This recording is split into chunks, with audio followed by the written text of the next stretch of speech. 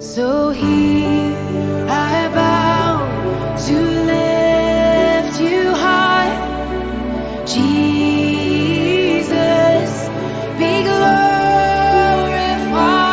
in all things. For all my life I am yours, forever yours.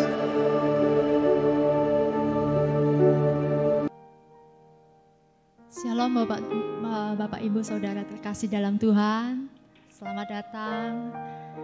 Pada saat ini marilah kita datang menyembah Tuhan. Kita siapkan hati kita, pikiran kita, sehingga kita dapat fokus datang kepada Tuhan. Biarlah hadirat Tuhan mengalir di tempat ini. Amin saudara. Haleluya. Terima kasih Bapa. Saat ini kami datang padamu Tuhan. Dengan rasa syukur kami Bapa. Terima kasih Tuhan Yesus. Engkau baik di dalam kehidupan kami Bapa. Engkau pelihara kami Tuhan. Engkau memberikan damai sejahtera di dalam kehidupan kami. Engkaulah pelindung kami Tuhan. Engkaulah penolong kami Tuhan. Engkaulah Allah yang besar. Engkaulah Allah yang dahsyat. Hanya Engkau yang layak dipuji dan disembah Tuhan. Dan saat ini kami datang kepadamu Tuhan Yesus. Kami mau menaikkan rasa syukur kami kepadamu Tuhan. Terima kasih ya Bapa. Haleluya.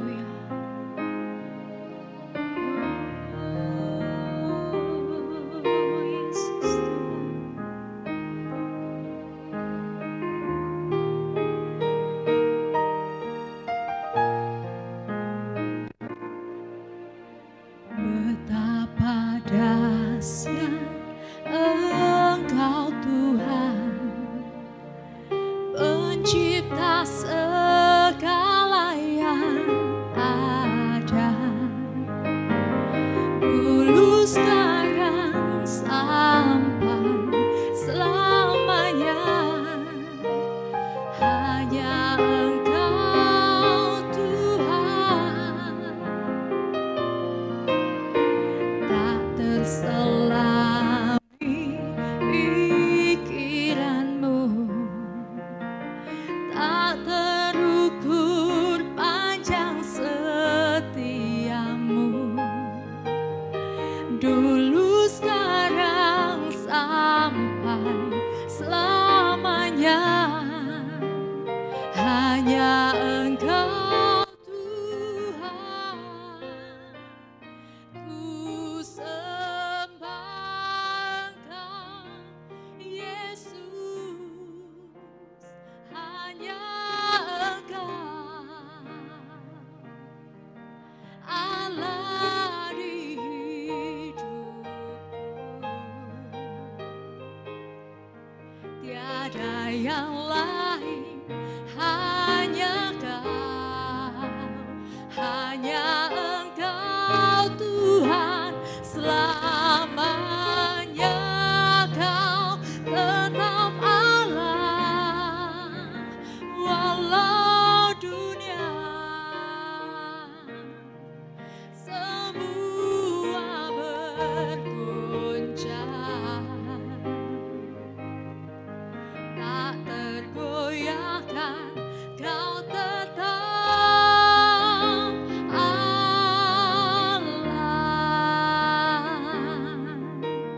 Tak terselami pikiranmu ya Tuhan, tak terselami pikiranmu, tak terukur panjang setiamu. Dulu sekarang sampai selamanya, hanya Engkau Tuhan.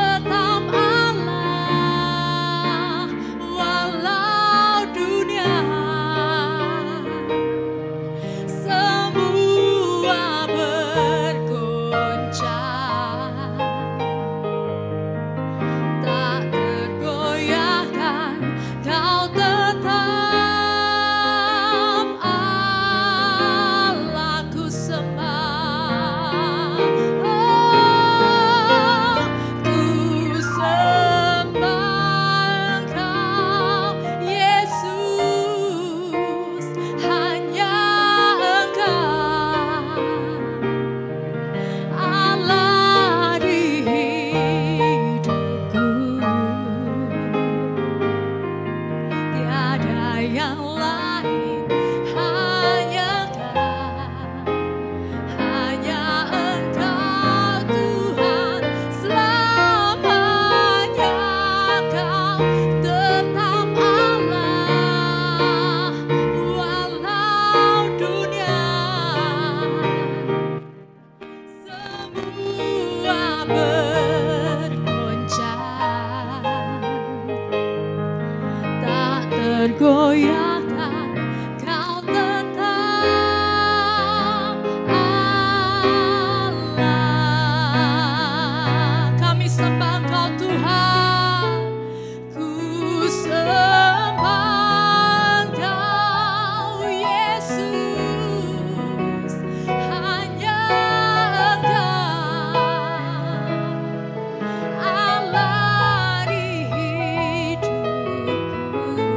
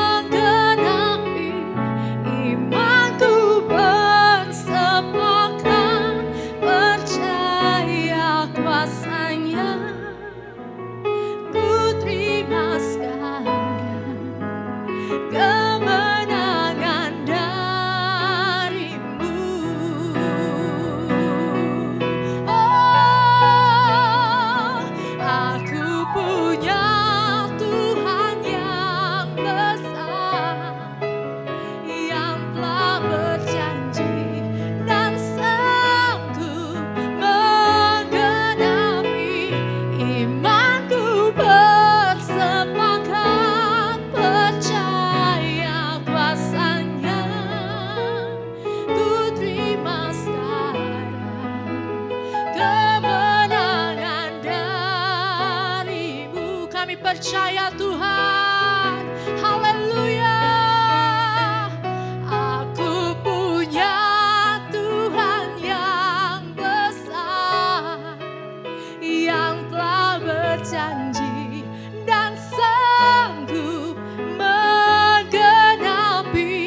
Imanku bersepakat percaya kuasanya. Ku terima sekarang kemenangan darimu. Iman kami, imanku bersepakat percaya kuasanya. Ku terima sekarang kemenangan darimu. Imanku Tuhan, imanku bersepakat percaya kuasanya. Ku terima sekarang kemenangan darimu.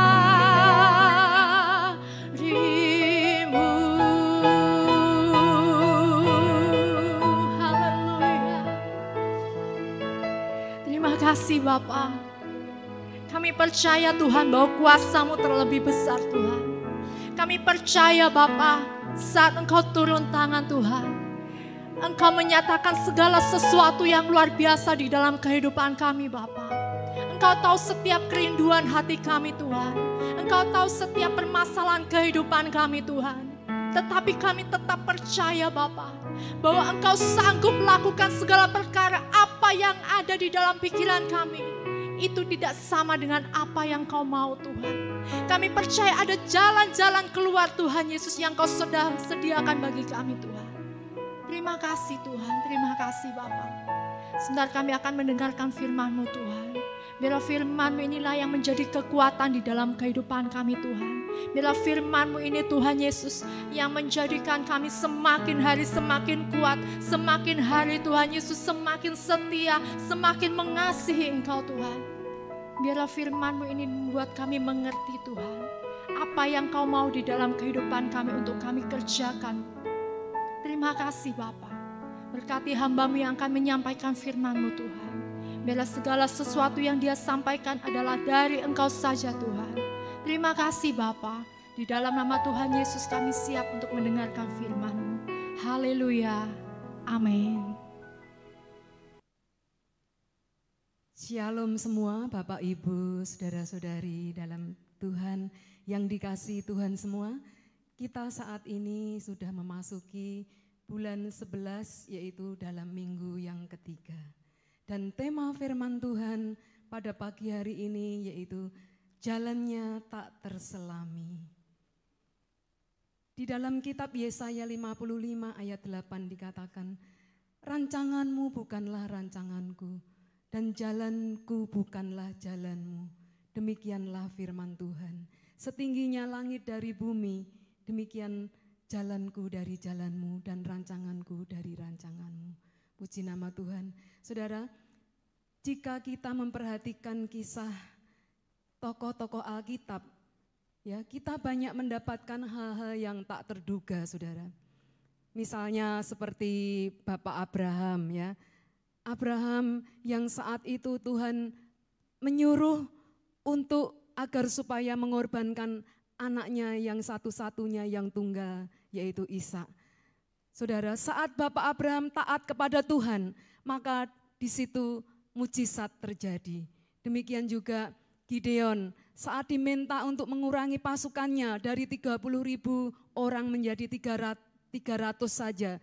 Saudara, seolah-olah secara manusia itu mustahil ya, dari 30.000 dikurangi 300. Tetapi justru saat itu Gideon memperoleh kemenangan dan kemenangan. Saudara, ketika para tokoh Alkitab taat, maka di situ ada mujizat terjadi.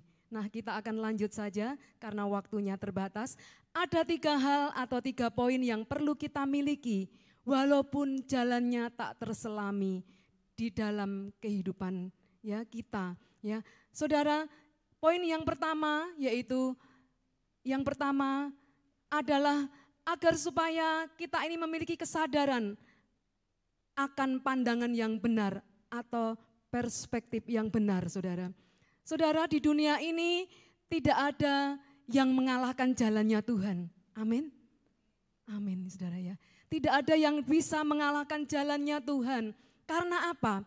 Karena Allah mempunyai berjuta cara untuk menolong saudara dan saya. Jangan batasi Allah kita bekerja untuk menolong kita ya dengan pikiran-pikiran atau akal-akal kita. Karena Allah itu adalah Allah yang berdaulat penuh atas umatnya. Dia berdaulat penuh yang mengatur segala kehidupan dan langkah-langkah hidup kita. Oleh sebab itu tidak ada satu orang pun yang bisa mengalahkan jalannya Tuhan, saudara. Karena apa? Ya, karena Allah punya berjuta cara untuk saudara dan saya. Yang percaya katakan amin. Haleluya. Saudara, kadangkala sesuatu itu bisa terjadi ya. Bisa terjadi keadaan yang mungkin kadang-kadang itu keadaan yang kita rasakan aman, damai, sejahtera, tentram. Tiba-tiba saja mendadak ya berubah, saudara. Menjadi situasi yang sulit. Pernahkah saudara mengalami demikian? Ya pasti pernah semua orang ya. Kita tiba-tiba mengalami hal yang sulit dan terancam. Demikian pula gereja Tuhan juga sering menghadapi seperti itu ya saudara. Tetapi apa yang terjadi itu semua adalah seizin Tuhan. Tuhan mempunyai rencana yang indah karena jalannya tak terselami di dalam kehidupan kita.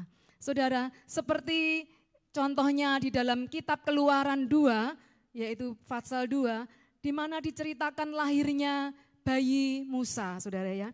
Nah, pada saat itu Raja Firaun mengeluarkan perintah agar supaya menyuruh para bidan Mesir kalau menolong perempuan-perempuan Ibrani yang sedang melahirkan, para bidan itu sudah disuruh diperintahkan oleh Raja Firaun agar supaya lihatlah anak itu lahir laki-laki atau perempuan. Jikalau anak itu lahir perempuan, biarkan dia hidup. Tetapi jikalau anak itu lahir laki-laki, bunuhlah dia. Ya. Nah, kemudian karena bidan ini takut akan Tuhan, yaitu diantaranya yang bernama Sifra dan Pua, ya. Dia takut akan Tuhan, dia tidak melakukan seperti yang diperintahkan oleh Raja Firaun. Jadi akhirnya bangsa Ibrani, perempuan Ibrani melahirkan banyak keturunan anak. Sehingga semakin besar, semakin banyak ya jumlahnya bangsa Ibrani atau Israel. Ya, mereka semakin besar jumlahnya sehingga membuat Raja Firaun semakin ketakutan, ya, takut terkalahkan mungkin ya, saudara. Nah, kemudian Raja Firaun juga tidak kurang akal, dia memerintahkan kembali agar supaya semua orang yang ada di Mesir, jikalau melihat anak-anak kecil, laki-laki di bawah 5 tahun mungkin dan juga bayi-bayi saudara ya, yang baru dilahirkan, itu disuruh mengumpulkan dan disuruh melemparkan ke dalam sungai Nil saudara. Kita sudah bisa bayangkan kalau sungai Nil itu tidak seperti sungai yang ada di dekat gereja ini, sungai Logonto atau sungai Bengawan Solo itu sudah lebar saudara. Tapi sungai Nil ini ternyata dia sangat lebar. Karena saya sudah menyaksikan sendiri waktu saya pergi ke Mesir ya saudara. Ternyata sungai itu sangat lebar sekali dan sangat dalam. Ya mungkin di dalamnya itu juga banyak buaya-buaya dan lain sebagainya. Kalau bayi-bayi atau anak-anak kecil yang dilemparkan ke situ pasti menjadi makanan empuk ya bagi buaya-buaya. Nah saudara, pada saat lahirnya Musa, ketika orang ditimpa masalah berat, orang tua daripada bayi Musa ini pada saat mereka mengalami masalah yang berat, maka manusia kalau mengalami saat yang berat, masalah yang berat, maka ada 2 fase saudara ya. Fase yang pertama, ia akan melakukan dengan daya upaya apa saja untuk bisa mengatasi ya saudara. Seperti Keluaran 2 ayat 2b dikatakan demikian. Ketika dilihatnya bahwa anak itu cantik, maka disembunyikannya 3 bulan lamanya. Nah saudara, ketika dilihat bahwa anak itu, bayi itu sangat mungil, cantik dan lucu, imut saudara ya. Dia berusaha orang tuanya untuk menyembunyikan Musa dari kejaran tentara-tentara Firaun, ya prajurit-prajurit Firaun, ya kalau sedang memeriksa di rumah setiap orang-orang Ibrani, rumah-rumah orang Ibrani.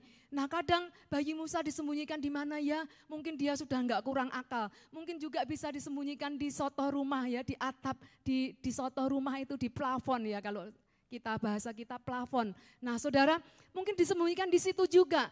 Memang tidak bisa terlihat saat itu masih selamat saudara. Nah orang tua Musa ini memiliki hati yang tegar. Untuk menerima kondisi yang seperti ini diperlukan hati yang tegar saudara. Coba bayangkan kalau saudara yang mengalaminya, punya bayi dikejar-kejar mau dibunuh saudara. Pasti kita harus memiliki hati yang tegar. Dan kondisi seperti ini orang tua Musa dia tidak fokus kepada masalahnya. Tetapi dia fokus kepada solusinya saudara ya. Nah kebanyakan orang itu, kebanyakan manusia itu kalau kena masalah, dia tidak fokus kepada solusinya, tetapi dia malah fokus kepada masalahnya, saudara. Ya saya sendiri mengakui, ya pernah saudara. Saat mempunyai masalah, sesuatu masalah, kadang-kadang fokusnya kepada masalahnya. Sehingga membuat kita lebih panik, ya kan saudara. Panik kita, bingung, ya panik, waduh kok gini ya, kok gini. Saat kita tidak fokus kepada solusinya tetapi fokus pada masalahnya, apakah kita tambah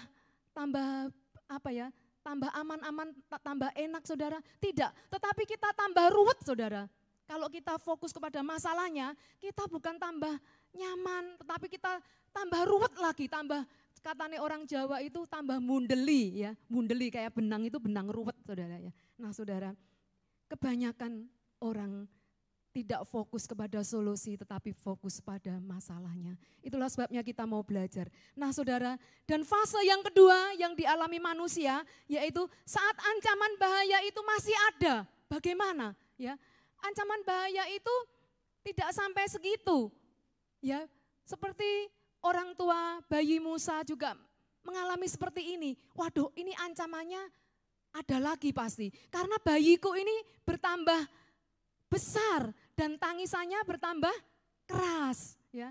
Waduh bagaimana disembunyikan di sana di atas soto rumah pun juga tidak mungkin. Disembunyikan di bawah kolong tempat tidur juga tidak mungkin saudara ya. Nah kemudian dia mencari akal lagi saudara ya. Mencari solusi lagi ya. Saat masalah datang carilah solusinya demi solusinya ya. Jangan kita fokus kepada masalahnya tapi cari solusi seperti orang tua Musa. Ya, orang tua bayi Musa ini. Keluaran 2 ayat 3 dikatakan demikian ya, saya bacakan. Tetapi ia tidak dapat menyembunyikan lebih lama lagi. Ya, karena apa? Karena bayinya semakin besar ya. Sekali lagi, tetapi ia tidak dapat menyembunyikan lebih lama lagi sebab diambilnya sebuah peti pandan, dipakarnya gala-gala dan tir. Diletakkannya bayi itu di tepi sungai Nil, saudara ya. Dan selanjutnya.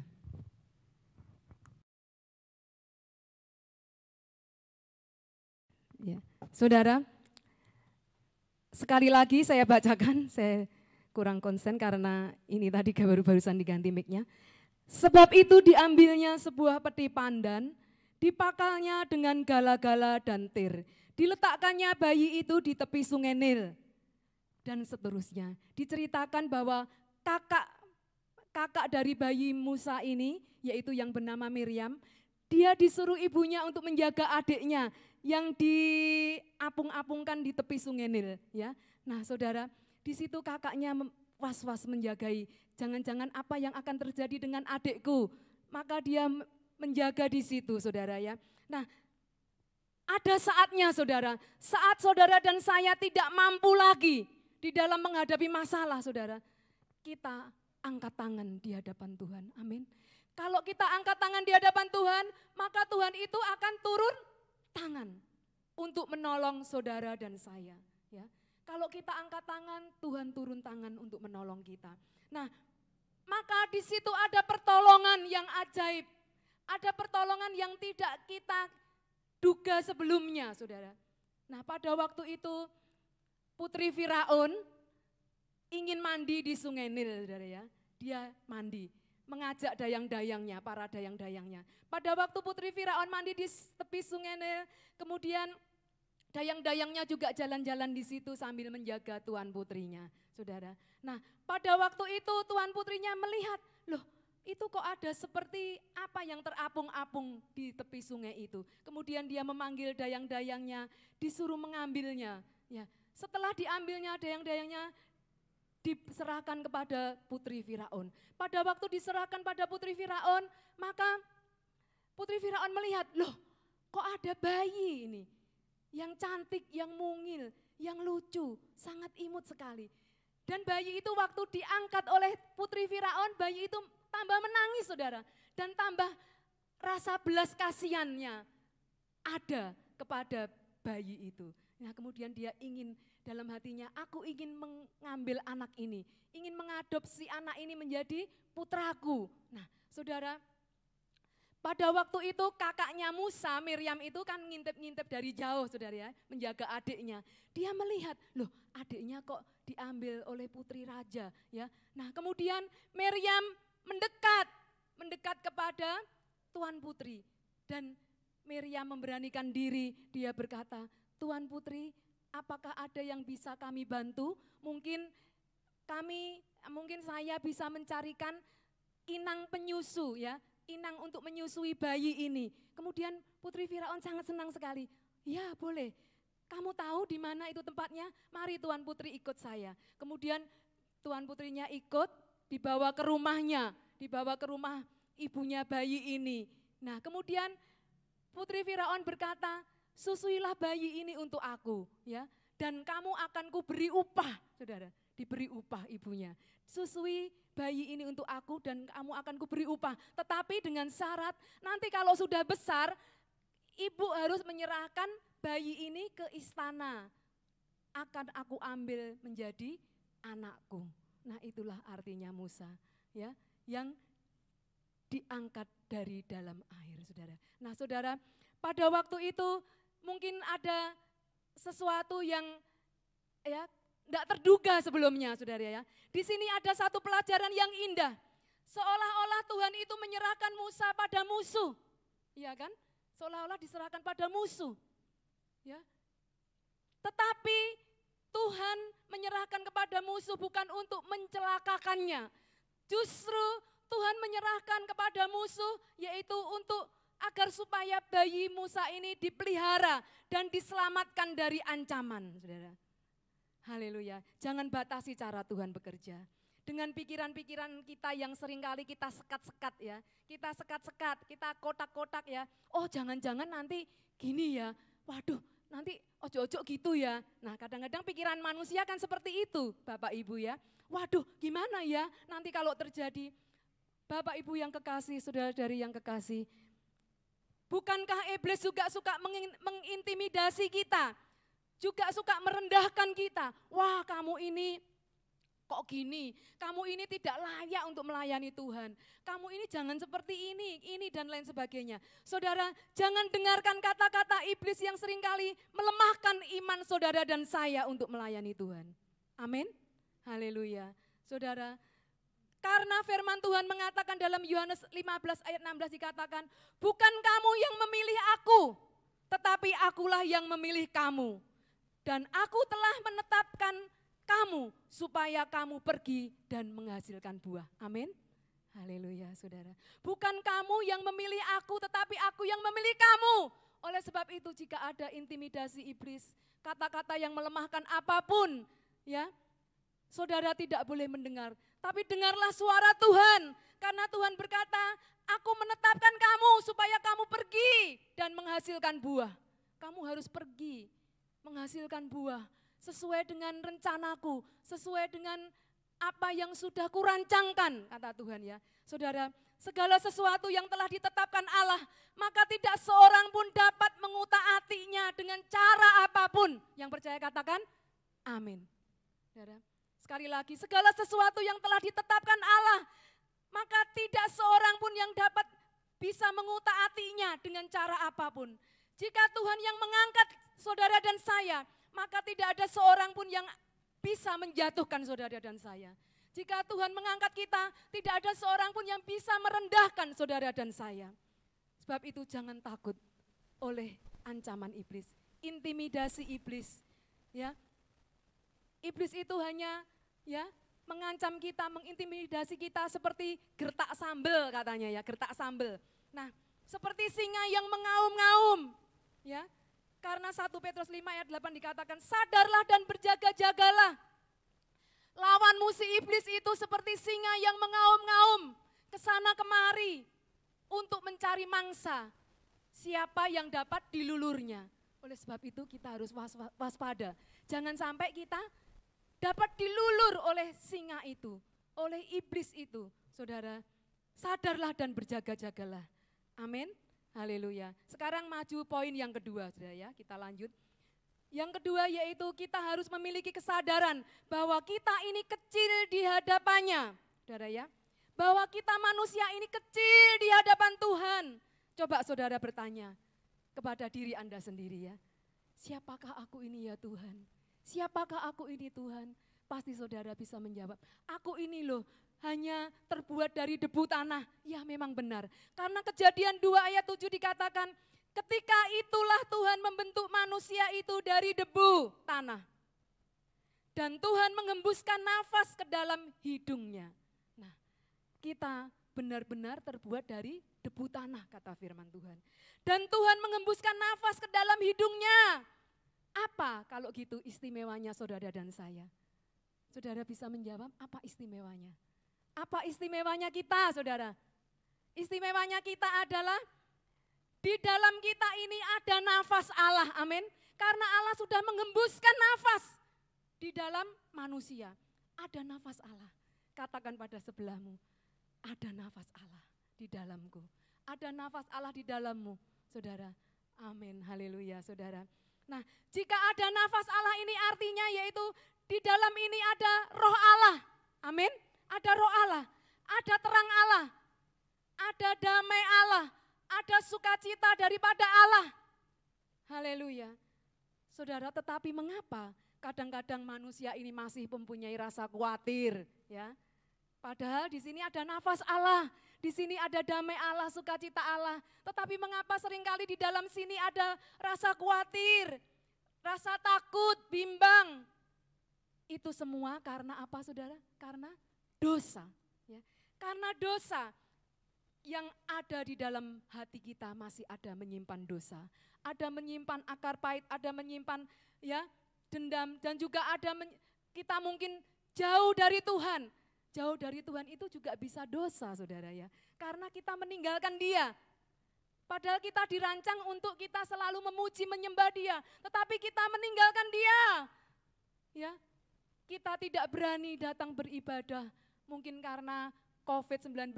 Tetapi kalau kita berani, rancanganku bukan rancanganmu, jalanmu bukan jalanku. Tidak ada satupun yang tanpa seizin Tuhan. Ya. Semuanya yang terjadi adalah seizin Tuhan. Ada rencana Tuhan yang indah di dalam setiap kehidupan manusia. Oleh sebab itu saudara jangan takut apapun. Yang penting saudara juga tetap waspada. Tetap menjaga kesehatan. Ya, tetap pakai masker di mana saja.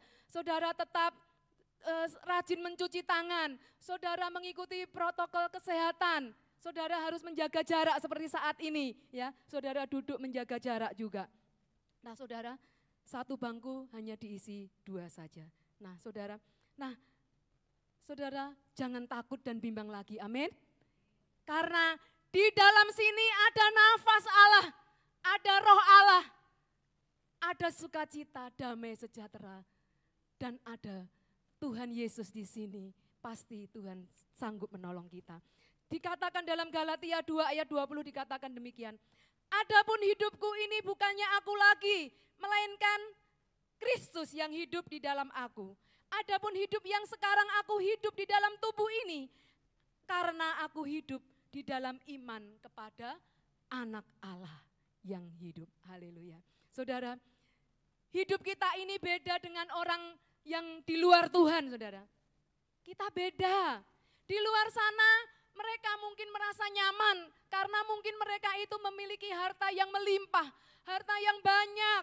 Tapi saudara dan saya, walaupun kita hidupnya pas-pasan, tidak memiliki seperti orang di luar sana yang hartanya melimpah-limpah, saudara. Tetapi saya percaya, jikalau ada penyertaan Tuhan, dan Tuhan menjadi andalan saudara dan saya, maka di situ kita tidak pernah kekurangan satu apapun. Amin.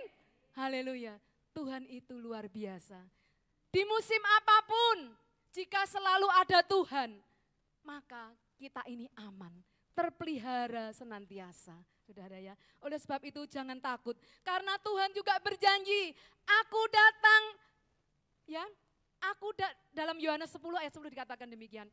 Aku datang agar supaya domba-dombaku beroleh hidup dan beroleh kelimpahan, saudara ya, kelimpahan. Nah saudara, Tuhan tidak ingin kita ini kekurangan suatu apapun, saudara. Tapi asalkan hidup kita juga sesuai dengan firman-Nya. Asalkan kita juga benar-benar mengasihi Tuhan, maka Tuhan juga pasti akan peduli saudara dan saya. Dia tidak akan meninggalkan kita sedetik pun. Kita tetap aman di dalam Tuhan, asalkan kita berada kepada pokoknya selalu. Karena Yesus adalah pokok anggur yang benar, ya. Dan ranting-ranting itu jangan sampai lepas dari pokoknya. Kalau lepas dari pokoknya, ranting-ranting itu lama-lama akan menjadi kering dan mati. Kalau ranting-ranting itu menjadi kering dan mati, untuk apa ranting-ranting itu? Hanya dibakar orang ya, hanya dibakar orang. Nah saudara, mintalah karunia untuk menikmati saudara. Karena Tuhan sudah berjanji memberikan, ya, memperoleh agar supaya domba-dombanya memperoleh kelimpahan. Mintalah karunia untuk menikmati. Banyak orang yang memiliki harta banyak, tetapi mereka tidak diberi kuasa untuk, ya, karunia menikmati.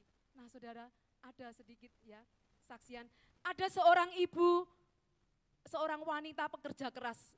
Ini seorang ibu rumah tangga, saudara. Wah, dia luar biasa. Kalau bekerja itu dia sangat tekun dan rajin. Tidak salah, saudara. Bekerja tekun dan rajin itu memang harus ya, saudara ya. Nah, akhirnya seorang ibu ini akhirnya sukses luar biasa. Ya, di usia yang sudah tua, dia sudah tinggal menikmati, saudara. Mestinya tinggal menikmati memang ya.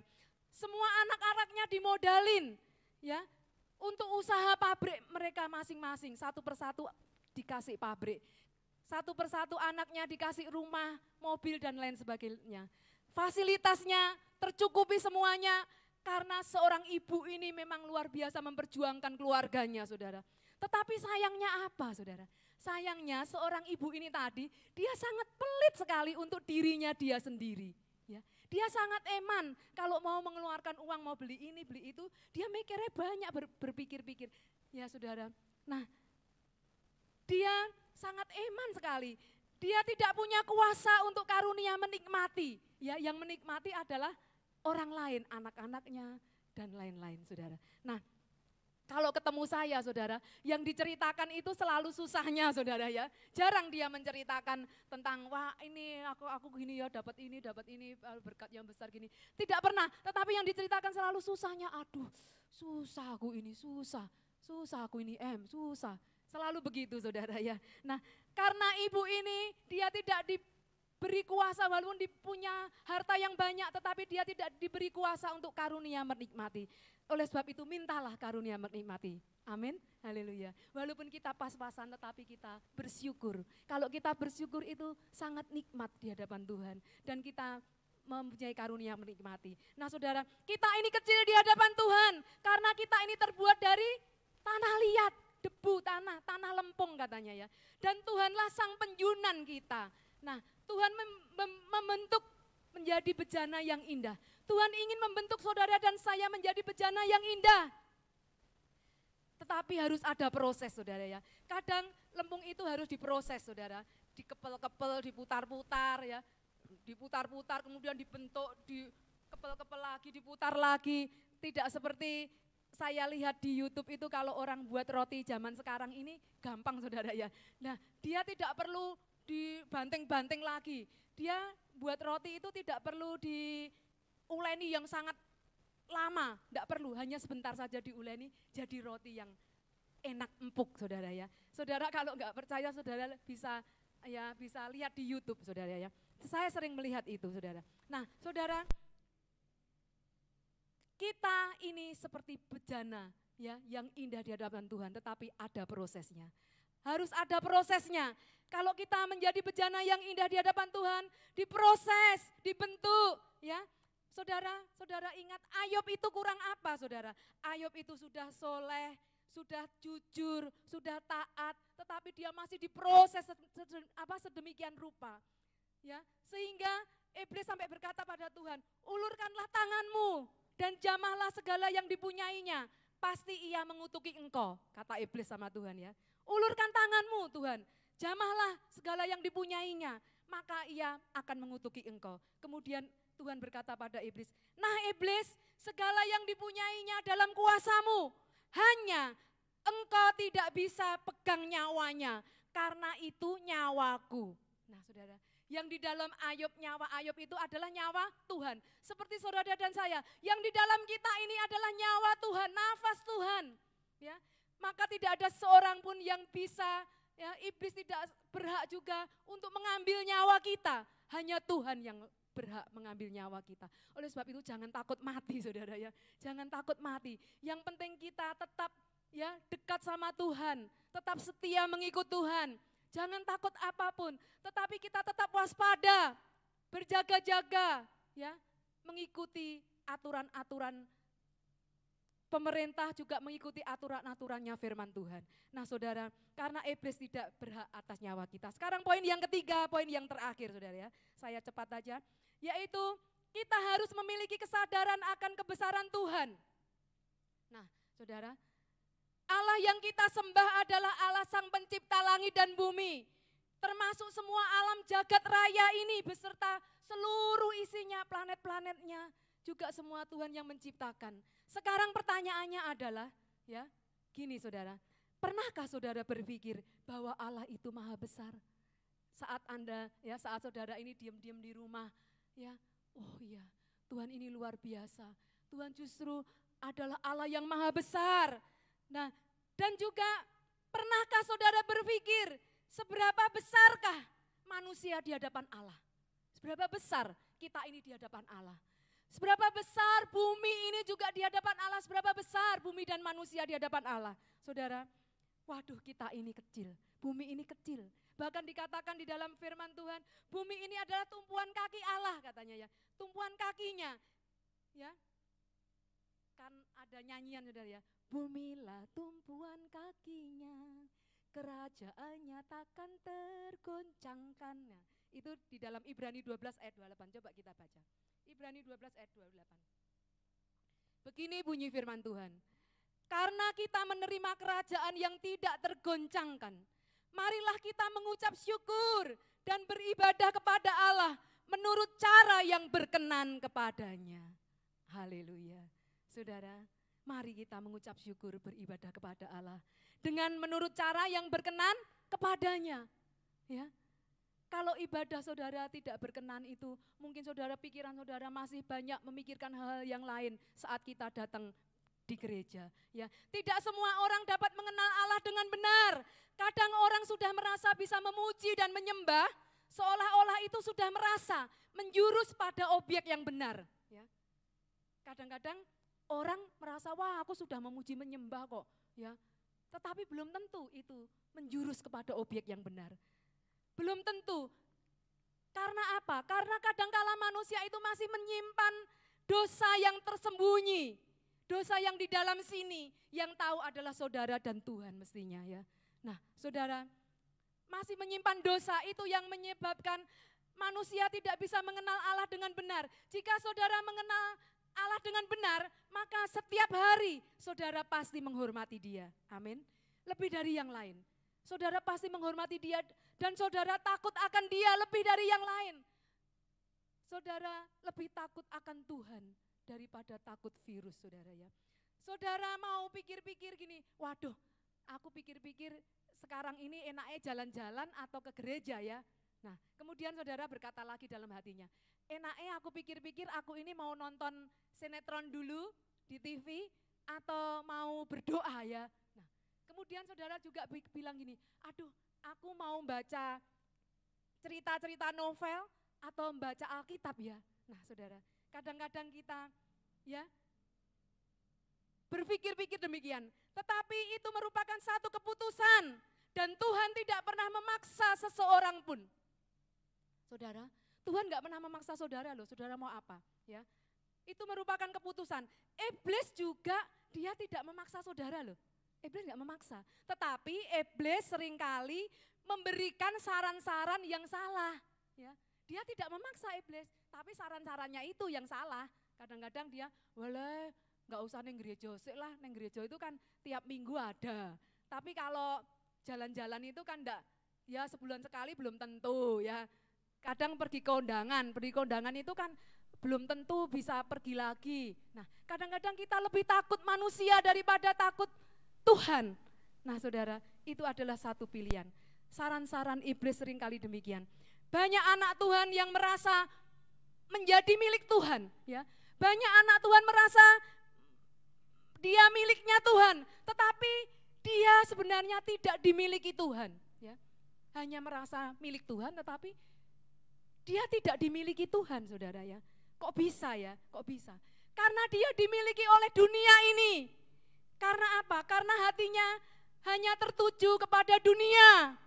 Hatinya tertuju kepada ya semua apa yang ada di dunia ini, sehingga Tuhan terkalahkan, saudara ya. Nah, dan firman Tuhan mengatakan dalam 1 Yohanes 2 ayat 15 dikatakan demikian. Janganlah kamu mengasihi dunia dan apa yang ada di dalamnya. Karena siapa yang mengasihi dunia, maka kasih Bapa tidak ada di dalam orang itu. Nah, saudara, Tuhan Yesus berkata juga, kamu tidak bisa mengabdi kepada dua tuan, ya dua tuan. Yang satu Tuhan, yang satu dunia. Nah, saudara, sekarang keputusan ada di tangan saudara dan saya pada pagi hari ini. Saya percaya yang datang pada pagi hari ini adalah saudara sudah memilih Tuhan lebih dari segalanya. Amin. Diberkatilah Bapak Ibu semua. Ya, sekian firman Tuhan pada pagi hari ini. Mari sama-sama kita bangkit berdiri, Bapak Ibu. Kita akan berdoa. Bapa di dalam surga, hati kami sangat bersyukur pada saat ini. Jika kami masih mempunyai kesempatan untuk mendengar firman-Mu. Jadikan kami menjadi pelaku-pelaku firman-Mu Tuhan. Bukan hanya menjadi pendengar saja. Agar hidup kami semakin disempurnakan lewat firman-Mu. Dan kami layak untuk dijadikan mempelai-mempelai surgawi.